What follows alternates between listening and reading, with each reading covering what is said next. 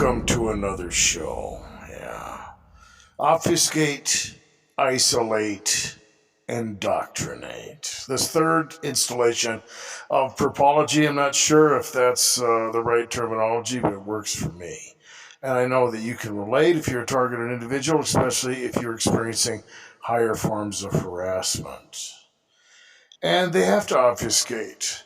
They have to hide this activity. Okay, they have to cover it up because it's illegal. Okay, and I've talked about that before. And you can get political. You can go into all kinds of things and social justice, the Constitution, and our rights, and so on and so forth. But as a targeted individual, it doesn't really matter. I'm not saying you shouldn't vote, man. I'm not even going there. Okay, vote. Do everything you possibly can. What I'm saying is this. When it comes down to it, the stuff that you've experienced as a targeted individual, is it against your constitutional rights? Of course it is. Okay, of course. Right? They do all kinds of things to targeted individuals. They drive them off the job. They drive them insane. They poison them. They drug them. They destroy their personal property. They rape their mind. Sometimes their physical body. It's crazy. It's illegal. Okay, they have to obfuscate this stuff, and they have to isolate the target. That's kind of what's necessary. The two go together, right? Because in order to obfuscate the illegal activity, what they do is they use psychiatry, and I've talked about that before. I don't know which one comes first, right? And I'm not saying that there isn't any legitimate stuff involved with diagnosing someone with particular issues. The question is it really a disease? Is it really some kind of, I don't know, genetic thing? Or is it something that is done through conditioning and through subjection? Right? That's really the question. It's not whether people can, be driven insane or be driven to a place of dysfunction or have different phobias or triggers or have damage in their psyche. Okay, that can happen, but that's really that's not the indoctrinated the stuff that people learn in psychiatry in the mainstream, the stuff that I would oppose. Not all of it's junk. Okay, not all psychiatrists and psychologists hold to that kind of garbage. Okay, people get diagnosed with schizophrenia or whatever, and you're just having misfires in your brain. There's no evidence for it, man. There isn't. And when targeted individuals deal with something, maybe they're hearing voices, maybe they're dealing with V2K, maybe they're dealing with things that are demonic. And what do they say? Oh, it's all in your head, right? You're just imagining it, you're hallucinating. It's not really there. Oh no, here, take some pills, go about your day. If you start really getting sick or feel like you're going to die, go to the emergency room. You could be having a deadly reaction to the medication, of course. Yeah, they're not. They're not hallucinating. They're not imagining this stuff. It's really happening to them. Are there rare occasions where people can hallucinate? And I've talked about the whole thing where, if someone was really hallucinating, would it be localized, right? If someone had a brain problem or they were sick or had an infection or something and they were hallucinating, that kind of stuff can happen. Okay, I'm not saying that can't happen, but it's really not consistent with a mass delusion where a bunch of people are having the same, type of hallucination, right? They're imagining people saying things to them, or they're having these type of voices in their head. They're persecutory. And the problem with V2K and the demonic stuff is it would be really hard to tell the difference, right? Because one could mimic the other, right? If someone had the technological stuff, which wouldn't really be that extensive, to be perfectly honest, and I made a video about that for V2K, they could mimic, some type of demonic thing, right? And vice versa. The demonic realm could mimic maybe some type of V2K government thing, right? So really the solution for me is the same. You just cry out to God and ask him for help. But, what's going on? Well, psychiatry is going to be used. You talk about this stuff, you look nuts, right? So there's the isolation and the silence right there. Like I said, they go together. And it's more than that. Okay, so what if a targeted individual is dealing with break-ins or something like that, or workplace harassment? Well, the techniques are going to be very covert, right? They're just not going to kick in the door, man. They're not going to break through the window. More than likely, they're not going to do that. They're going to go in. They might move things around, or drug the individual or something like that, or do something weird, right? That just wouldn't make sense, and it defies logic. Okay, all the things that are done in gang stalking, put the individual who's being attacked at odds with logic. Why would someone break into your house and just rearrange things, or not steal anything? In the world that people understand, when someone breaks into your house, they want to get something. They want to steal something. They have a purpose for doing it. They want to destroy your property or whatever. But in the targeted individual scenario, that's not what happens, because the whole motive for doing this stuff is to drive you crazy and make you look insane, right? I mean, you call the cops, and I've talked about this before on videos. Oh, they switched the Coca-Cola to the 7-Up pack, and I know I didn't do that. Oh, they did. Oh, okay. Well, we'll make sure to write that in our report. We're going to take you down to see somebody at the hospital, right? Because people just don't do that. And the whole modus operandi of gang stalking follows the same theme, right? It's nonsensical. It's covert. It can be written off. Plausible deniability in all of it. And directed energy weapons are the same way. What did the people get for a response that were suffering from the Havana syndrome that was in the news for a while? Same thing. You got to go see a doctor. Maybe you're losing it or whatever. And then the sophisticated types of X-rays that were needed to prove it, they didn't even know about that. They were just doing regular tests and everything. In order to see those microfractures, I think that's what they're called in the brain, they have to do some pretty high-resolution X-rays that are not just your regular type of X-ray. But anyway, that's the way it's designed, okay? It's your word against everybody else's, and the symptoms, well, they make you look nuts. Obfuscation and disinformation all the way around, and, the smear campaign, right? All targets know about that. Your neighbors, your social circle, people at your workplace. It doesn't always happen that way, but it can. And people can literally be paid to be in on it, or they can involve themselves for one reason or another. And the target, well, they have to be hated. They have to be in that place of a scapegoat. It all fits together, right?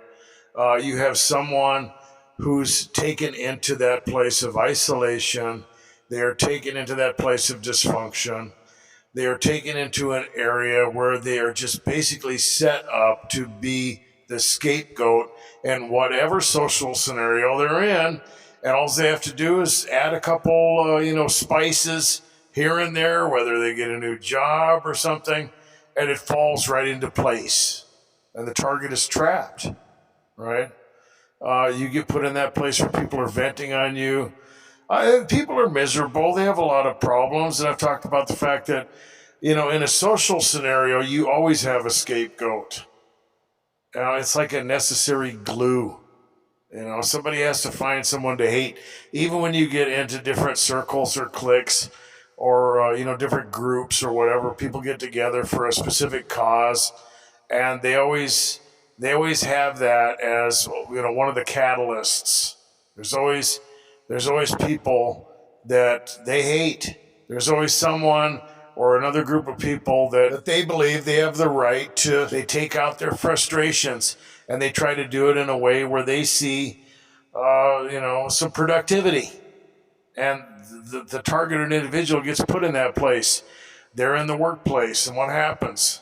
Well, like I said, you just add a few ingredients because they're already dysfunctional, they're already paranoid, they're probably giving off a negative vibe, they're nervous. It's like the rules of the jungle, right?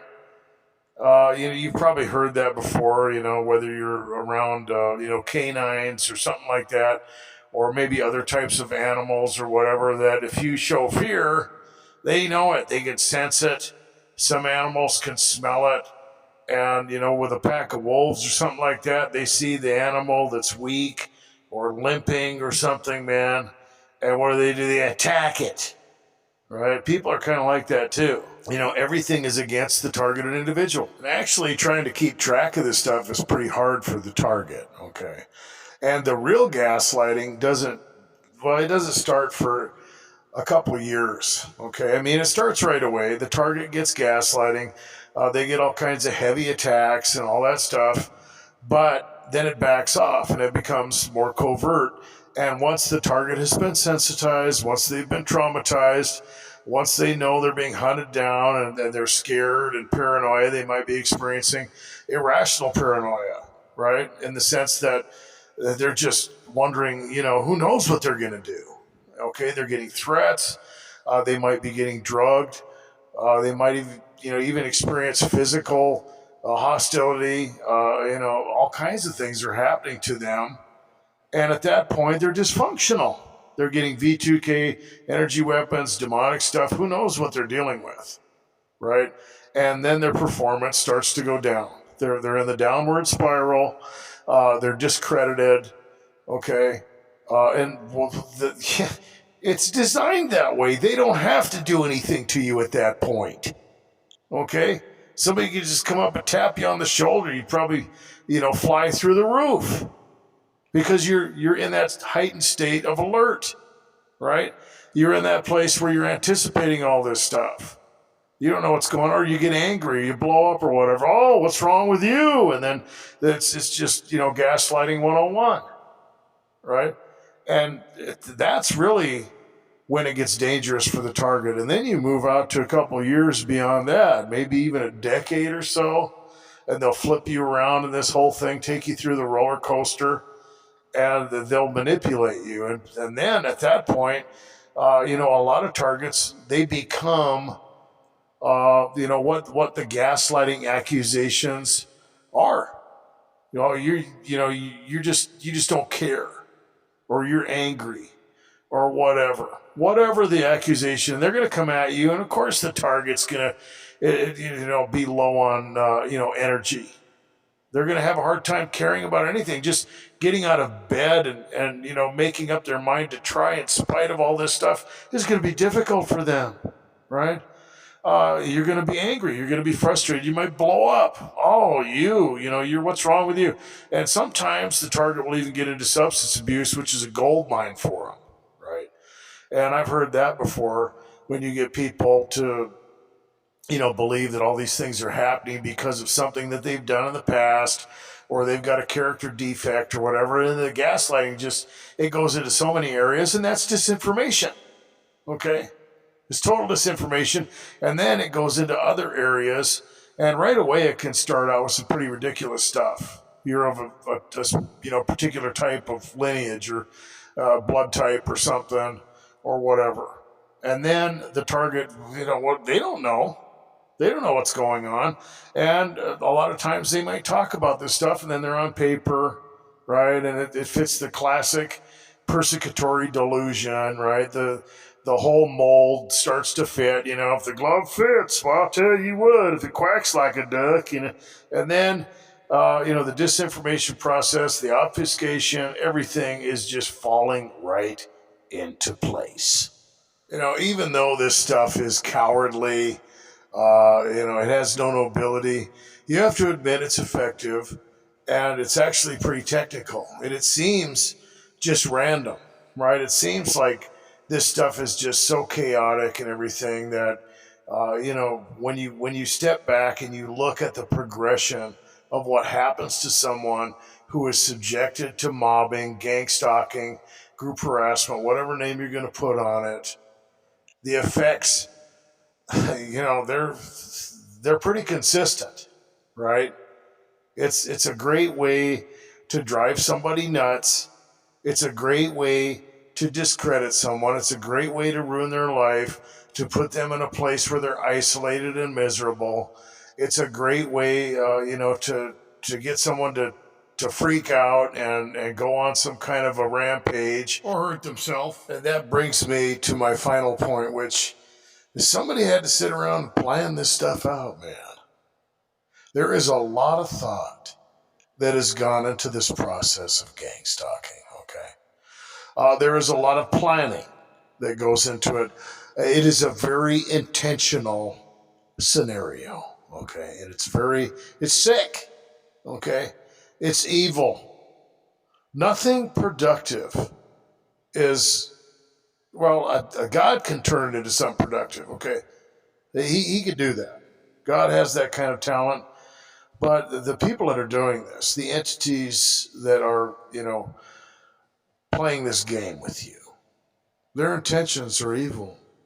Okay, that's what you need to focus on. You need to remember that. Whatever you're being accused of, whatever kind of gaslighting that you are dealing with, as a reason for this type of behavior that you're receiving from individuals around you in your workplace, in your family, in your social circle, strangers in society, whatever, it's not justified. Okay, gaslighting is really the big enemy for the targeted individual, because this stuff doesn't let up. I've heard of people who have dealt with this kind of thing and it's backed off, but I think it's rare. I'm not saying there isn't any hope. I'm not saying that you got to dig your heels in and just prepare to be ground down to nothing. I'm not saying that. What I'm saying is it's intentional, it's evil, and there's a progression that you're going to be going through. You're going to be going through this type of modus operandi where you're going to be isolated. There's going to be disinformation. You're going to be discredited. You're going to be harassed. You're going to be traumatized. You're going to be sensitized. There's all these things that are going to happen to you. You're going to be dealing with all kinds of disinformation. And at the end of it, they're going to use it to gaslight you. They want to use it to alter you. They want to use this stuff however they can after they get in your head, and they're going to do it. They don't ask permission, okay? You're going to feel the effects of this stuff. They're going to traumatize you. They're going to torture you. But the thing is, are they going to gaslight you? Are they going to get what they want? No. No, you're not going to do that. You're not going to be manipulated. Yeah, it sucks. It's going to be lonely. It's going to be painful. There's going to be things that you have to deal with. But as far as they're concerned, they're going to be doing it for nothing. Okay? And they're storing up wrath for themselves too, by the way. And even though they have evil intentions for this stuff, like I said earlier, God can work this out for your good. At the end of the whole thing, what they have done, all these things that they have brought against you to destroy you, it's going to amount to nothing more than progress for you. It's not going to be easy, but it can be done. Who needs revenge? You won't have to lift a finger. They've already destroyed themselves. They've done this for nothing. Whatever they've gotten out of this, whether they're feeding on you, whether they are, playing God with you, whether they're getting off, venting, whatever it is that they have perceived that they have gotten out of this, it's definitely not going to be worth it. You know what they want, okay? You have seen the equation of gang stalking. You know what it is. You know the motive. You know the modus operandi. You know what they're looking for, right? It's like reverse engineering, right? They set up the finish line, and then they moved you right into place. Really, the only victims involved are the people involved in your harassment. The people that have been victimizing you are really victimizing themselves, and now it's your turn.